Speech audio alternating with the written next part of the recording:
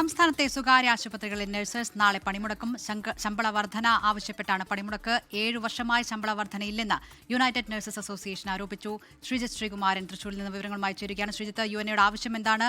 പണിമുടക്ക് ആശുപത്രിയുടെ പ്രവർത്തനത്തെ കാര്യമായി ബാധിക്കുമോ? പണിമുടക്ക് ആശുപത്രിയുടെ പ്രവർത്തനത്തെ കാര്യമായി ബാധിക്കുമെന്ന കാര്യത്തിൽ യാതൊരു തർക്കവുമില്ല. സംസ്ഥാനത്തെ പകുതിയോളം വരുന്ന ജീവനക്കാരെ മാത്രം ജോലിക്ക് നിർത്തി ബാക്കി പകുതിയോളം വരുന്ന ജീവനക്കാർ ഇത്തരത്തിൽ പണിമുടക്കാവുന്ന തീരുമാനത്തിലേക്കാണ് എത്തിയിരിക്കുന്നത്.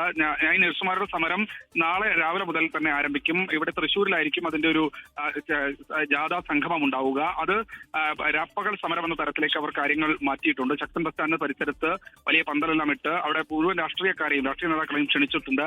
ജോസ് കെ മാണി അടക്കമുള്ള ഇടത് നേതാക്കൾ ഈ പരിപാടിയിൽ പങ്കെടുക്കുമെന്നാണ് അറിയിച്ചിട്ടുള്ളത്. അടിസ്ഥാന ശമ്പളം 40,000 രൂപയാക്കുക എന്ന ആവശ്യമാണ് പ്രധാനമായി യുഎൻഎ ഉയർത്തുന്നത്.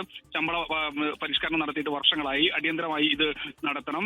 ഹോസ്പിറ്റലുകൾ കൂന് പോലെ മുളച്ചു പൊന്തുന്നു. അവർക്ക് മരുന്നുകളുടെ വില കുതിച്ചു വരുന്നു. പക്ഷെ ആ ഒരു ഘട്ടത്തിൽ പോലും ഇതിന്റെ ഒരു ഗുണഭോക്താവ് എന്ന തരത്തിൽ നഴ്സുമാർ മാറുന്നില്ല. അവരുടെ ശമ്പളത്തിൽ ഇപ്പോഴും വർധനവുണ്ടാകുന്നില്ല അടിസ്ഥാന ശമ്പളത്തിൽ എന്നാണ് യുഎൻഎ പറയുന്നത്. എന്തായാലും ഈ സമരത്തിൽ ഒരു അനുകൂല തീരുമാനം ഉണ്ടായില്ലെങ്കിൽ വലിയ സമരം നടത്താനുള്ള തീരുമാനമാണ് ഉദ്ദേശിച്ചിട്ടുള്ളത്. അതിൽ പ്രധാനമായും അവർ ഉദ്ദേശിക്കുന്നത് തിരുവനന്തപുരത്തേക്ക് ഒരു ലോങ് മാർച്ച് നടത്തുക എന്നതാണ്. അതിലേക്ക് തങ്ങളെ എത്തിക്കരുതെന്നാണ് സർക്കാരിനോട് നഴ്സുമാർ ആവശ്യപ്പെടുന്നത്. എന്തായാലും നാളെയാണ് നഴ്സ് സമരം.